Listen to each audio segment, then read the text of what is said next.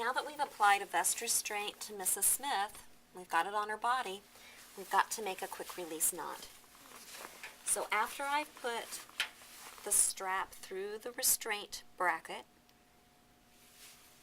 I'm going to check tightness to make sure that the restraint is not too tight or too loose. So I've checked it to make sure I can get one flat hand between the restraint and the patient. When I go to make my quick release knot, I take the strap, the loose end of the strap, and I make a very small loop. And I put this small little loop behind the strap. So there's my loop after I've put it behind the strap. Put 2 fingers through this loop, and if your loop is bigger than that, and you can fit more than 2 fingers through the loop, then you want to make your loop a little bit smaller. The larger the first loop is, the more difficulty you'll have tightening the knot. So there's my loop. It's about the size of 2 fingers, and so I'm going to put my 2 fingers right through that loop. With the remaining portion of my strap, I'm going to make a second loop. And I'm going to put the second loop right into the hole where my fingers are.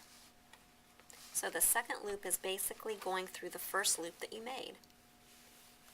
So bring it all the way through, and you can see the beginning of a knot forming. Now you have to tighten the knot up. So to tighten the knot up, you find out which side of the loop makes the loop bigger and which side of the loop is going to make the knot tighter. Grab the side of the loop that makes the knot tighter and grab it real close to the knot that you're making. And you want to pull out on that part of the loop and push the knot into the bed frame.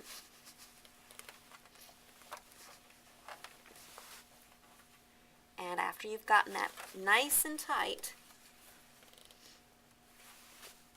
you want to tuck the extra under the mattress because you don't want Mrs. Smith untying her vest restraint. And that's how you make a quick release knot. Before you're finished, make sure you check for tightness and make sure that vest restraint isn't too tight or too loose on Mrs. Smith.